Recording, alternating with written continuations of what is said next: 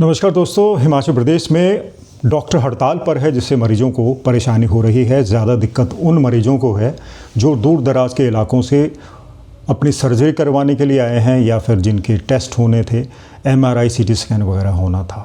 डॉक्टरों की हड़ताल से स्वास्थ्य सेवाएं चरमरा गई हैं और इस बीच में मुख्यमंत्री सुखविंदर सिंह सुक्खू का एक बयान आया है जिसमें उन्होंने डॉक्टरों के प्रति अपनी नाराज़गी व्यक्त की। उन्होंने कहा था कि डॉक्टर उनसे दोबारा मिलने आए थे, तो जब वो दोबारा मिलने आए थे तो उन्होंने डॉक्टर्स को ये आश्वासन दिया था कि वो पूरे मामले की दोबारा जांच करेंगे। उन्होंने कहा कि जब उन्होंने अपने तौर पर आश्वासन दे दिया था कि जांच होगी तो हड़ताल पर जाने का कोई मकसद नहीं था। हड़ताल पर जाना ज़रूरी नहीं था क्योंकि वो हड़ताल पे गए तो लोगों को परेशानी हुई। दूसरी बड़ी बात सुखविंदर सिंह सुक्खू ने ये कही है कि जब वो सत्ता में आए तो उन्होंने देखा कि डॉक्टरों को बहुत कम पारिश्रमिक में 48 घंटे काम करवाया जाता था। उन्होंने न केवल पारिश्रमिक को यानी कि डॉक्टर्स को जो फीस मिलती है उसको दुगने से भी ज़्यादा किया, बल्कि काम के घंटे भी सिर्फ घटाकर 12 कर दिए, 12 घंटे, 3 गुना कम कर दिए। मुख्यमंत्री ने हड़ताली डॉक्टरों को साफ साफ कह दिया है कि अगर आपको सेवाओं में रहना है तो आपको व्यवस्था के साथ रहना होगा। मरीज के साथ इस तरह का व्यवहार स्वीकार्य नहीं है और अगर आप मरीज के साथ प्यार से बात करते हो तो आधा मरीज सिर्फ बातचीत से ही ठीक हो जाता है। मुख्यमंत्री का ये भी कहना है कि सरकारी अस्पतालों में मरीजों का वो वर्ग आज भी विश्वास रखता है या वो कह लीजिए उनके लिए व्यवस्था है कोई कि उनके पास उतने साधन नहीं होते। जिसके पास बहुत पैसा है, जो लोग साधन संपन्न हैं, वो इलाज के लिए बड़े निजी अस्पतालों में चले जाते हैं, लेकिन जो आम आदमी है उनका सहारा सिर्फ सरकारी अस्पताल है। तो इसलिए ज़रूरी है कि इस तरह के मामलों की पुनरावृत्ति न हो।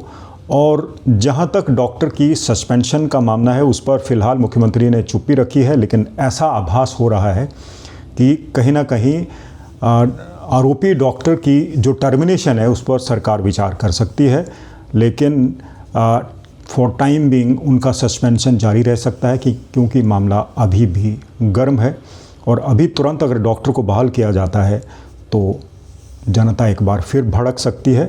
और वहीं जहां जब जांच की दोबारा बात कही गई है तो जांच नए सिरे से होगी, उसमें वक्त लग सकता है। ये आज की डेवलपमेंट है और वीडियो के अगले हिस्से में आप सुनिए मुख्यमंत्री ने क्या कहा।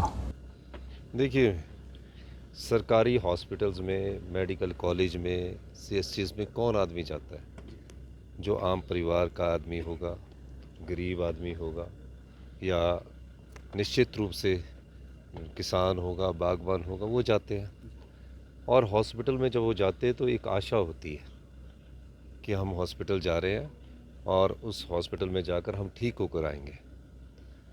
निश्चित रूप से जब कोई आदमी हॉस्पिटल में जाता है और अगर कोई डॉक्टर उनसे प्यार से बात कर लेता है तो 50% मरीज का इलाज वैसे ही हो जाता है। अब ये परिस्थिति भिन्न है। ये परिस्थिति इसलिए भिन्न है कि मैं तो जो पेशेंट उनके पास गया, ब्रोंकाइटिस का पेशेंट था, वो एक बेड पर लेट गया। और कई बार ऐसा होता है कि पेशेंट के पास खड़े होने की, बैठने की हिम्मत तक नहीं होती, वो किसी खाली बेड में जाके लेट गया। लेटने के बाद डॉक्टर साहब उनके पास आते हैं। डॉक्टर साहब उनसे बात करते हैं और ये कहते हैं कि अगर उसने, आपकी उम्र क्या है, जो मैंने उनके बीच में स्कफल और आर्गूमेंट होता हुआ देखा। डॉक्टर साहब चाहते तो वहाँ से बोलते कि ये मैं यहाँ से विड्रॉ करता हूँ, अपने सीनियर के पास जाके बोलता हूँ कि आप इसका बिहेवियर देख लीजिए। वो रिएक्ट कर गए और उन्होंने उस पर हाथ उठाया। हाथ उठाने के बाद उनका जो अग्रेशन था वो अच्छा नहीं था।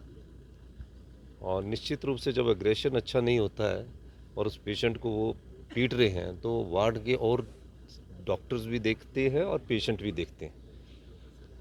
और उसके बाद सरकार ने कहा कि ये बात गलत है। डॉक्टर को, जिनको भगवान के रूप में देखता है एक मरीज, वो अगर उस तरह की बात करते तो ये गलत बात है। उसके बाद डॉक्टर्स के खिलाफ़ कार्रवाई की गई, उसे उन्हें एसआरशिप से भी हटाया गया और उनकी नौकरी से भी उनको रेस्टिकेट कर दिया गया, टर्मिनेट कर दिया गया। जब मैं एमएलए था तो मैं एक दिन आईजीएमसी में भी गया था, किसी पेशेंट को मिलने गया तो एक एसआर वहाँ 48 घंटे की ड्यूटी देता था। मेरे मन में आया कि एक व्यक्ति जो डॉक्टर है, जो इतनी मेहनत करता है, 48 घंटे की ड्यूटी दे रहा है, और जब मैं मुख्यमंत्री बनने का मुझे मौका मिला, मैंने सीनियर्स डॉक्टर से भी बात की, इंटरेक्शंस की आईजीएमसी के जो फैकल्टी के डॉक्टर्स थे, हमारे कुछ उसमें साथी भी थे, मित्र भी है, दोस्त भी है, और उनके बाद मैंने कहा कि 48 घंटे की ड्यूटी एसआरशिप को नहीं चाहिए। हमने उसको घटाकर 12 घंटे किया ताकि वो स्ट्रेस फ्री रहे, और स्ट्रेस फ्री का मतलब है कि वो मरीजों से प्यार से बात करे। और उसके बाद उनका स्टाइफंड जो 65,000 से बढ़ाकर 1 लाख किया। ऐसा डॉक्टर नहीं आए मेरे पास ये मांग करने कि हमको 48 घंटे से 12 घंटे कर दीजिए। स्टाइफंड बढ़ाने भी नहीं आए।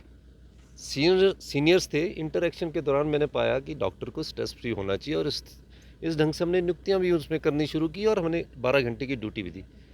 उसके बाद भी वो डॉक्टर इस प्रकार का बिहेव करता है, जो बड़ी चिंताजनक बात है। यहाँ ही बात ख़त्म नहीं हुई, फिर मैंने कुछ डॉक्टर एसोसिएशन से मुझसे टाइम मांगा और कहा कि मैंने उनको कहा कि मैं अभी जा रहा हूँ, 27 तारीख को मैं आपको मिलूँगा। 27 तारीख के शाम को मैं 5 बजे आपको समय दूंगा या 28 तारीख को दूंगा। नहीं, हमें तो अभी मिलना है। फिर मैंने उन्हें संदेश दिया कि मैं अभी नहीं मिल सकता। फिर मेरे कुछ आईजीएमसी के जो सीनियर्स डॉक्टर, उन्होंने मुझसे अनुरोध किया कि आप इनसे एक बार मिल लो। वो मेरे पास आए सर।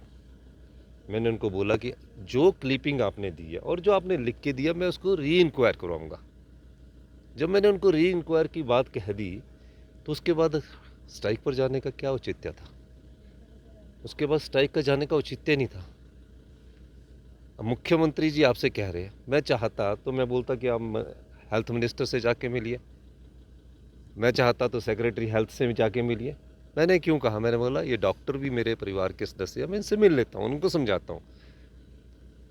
अब एक ऐसी व्यवस्था है कि या तो आप इस व्यवस्था के साथ इसको स्वीकार कर लो कि अगर मरीज को हॉस्पिटल में कभी कोई डॉक्टर पीड़ता है और डॉक्टरों को मुख्यमंत्री का आश्वासन भी दिया जाता है कि मैं इसकी री इंक्वायरी कराऊंगा, फिर इन डॉक्टरों को अपना अहम भी छोड़ना पड़ता है।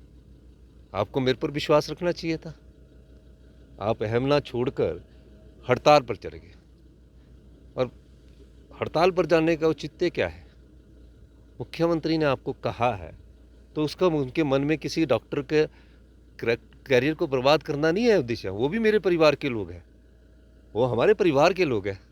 लेकिन क्या आप जब मुख्यमंत्री जी की ही बात नहीं सुनना चाहते और आप हड़ताल पर ही रहना चाहते, तो क्या कर सकते हैं उसमें? कुछ कर सकते हैं? और पूरे प्रदेश में मैं उन डॉक्टरों का धन्यवाद करना चाहता हूं कि टांडा के एक डॉक्टर एसोसिएशन, उन्होंने बहुत अच्छा कहा कि हमारे डॉक्टर ने गलती की है। अब अगर गलती ये बार बार हॉस्पिटल्स में होती रही तो मरीज़ तो बेचारा कोई आएगा नहीं। पैसे वाले मरीज़ तो बड़े बड़े हॉस्पिटलों में चले जाते हैं, जिनके पास पैसा होता है वो तो बड़े हॉस्पिटलों में जाते हैं। आम आदमी आता ना, तो थोड़ा डॉक्टरों को समझना चाहिए। और निश्चित रूप से उन्हें अपना अहम यंग है, पढ़ रहे हैं, उनको उसको त्यागना पड़ेगा। और मैं एक कह देना चाहता हूँ, हमारे लिए डॉक्टर हमारे परिवार के सदस्य हैं, और जो मरीज़ है वो भी हमारे परिवार के सदस्य है। अगर वो चाहते हैं कि आगे कुछ बातचीत हो, तो कल वो सारे डॉक्टरों से मेरा अनुरोध रहेगा। मैं आपका परिवार के मुखिया होने के नाते ये बोलना चाहता हूँ कि आप कल से अपनी स्ट्राइक कॉल ऑफ करें और ज्वाइन करें।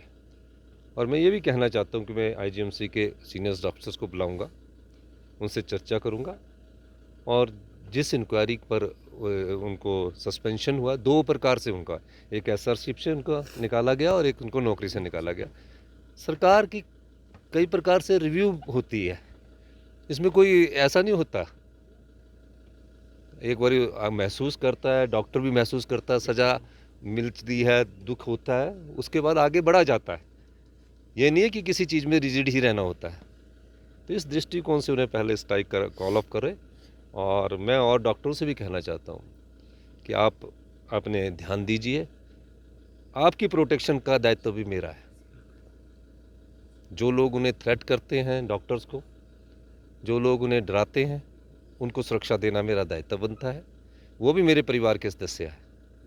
तो इसलिए मेरा ये अनुरोध रहेगा कि आप घबराइए मत। डॉक्टरों के साथ सरकार किसी एक व्यक्ति के साथ नहीं होती है। सरकार हिमाचल प्रदेश की 75 लाख जनता के साथ है। पर जब गलत होता है तो सरकार का ये दायित्व बनता है कि गलत को गलत नहीं कहना चाहिए। आज वो गलती के लिए स्ट्राइक कर रहे हैं। वो पेशेंट उस डॉक्टर का भाई होता तो क्या डॉक्टर स्ट्राइक करते?